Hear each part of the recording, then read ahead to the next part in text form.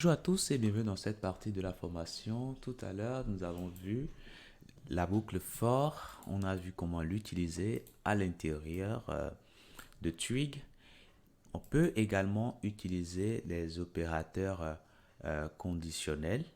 Alors, je suppose que pour chaque personne, nous mettons également, nous stockons également son âge, par exemple.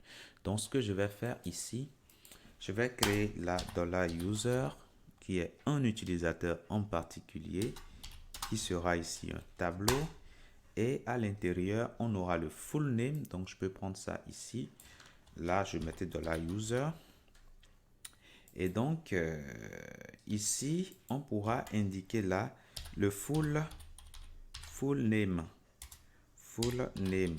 et donc on pourra mettre cela. Donc ici, voilà, c'est comme ceci. Voilà. Donc on a le full name, son âge. Donc âge, nous allons prendre une information. Donc rand entre, allez, on va prendre son âge entre 12 et puis 60, tout simplement. Ok. Donc là, c'est bon. Après, on peut prendre également son email. Ok, on peut avoir également son email. Son email, ce sera faker email. Voilà, tout simplement. On peut également stocker son adresse. Donc là, je mettrai ici adresse. Et là, ce sera un tableau dans lequel on aura dans un premier temps la rue. Donc ici, je pourrais mettre tout simplement street. Et là, on va mettre tout simplement faker street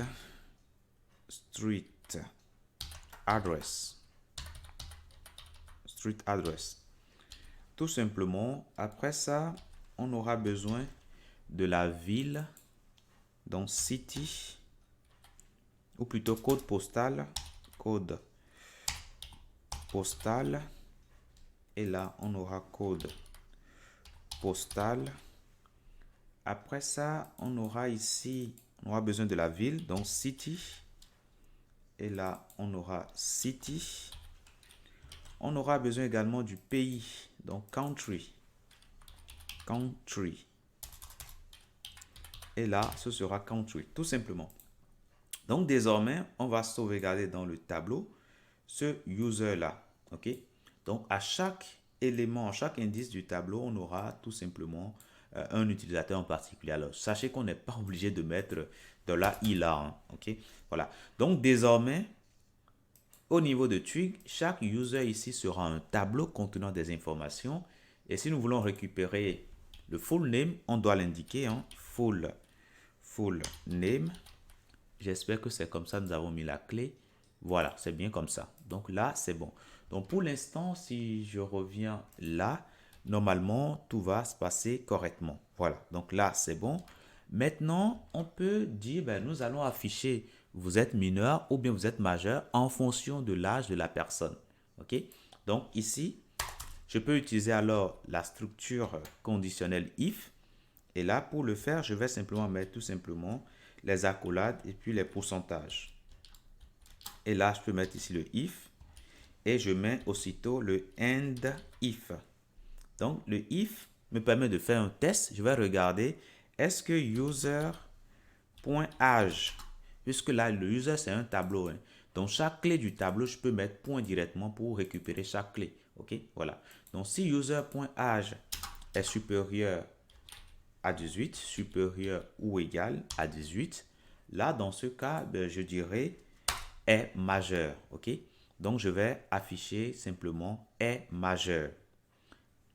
Donc, ici, je peux créer un élément strong et je mettrai est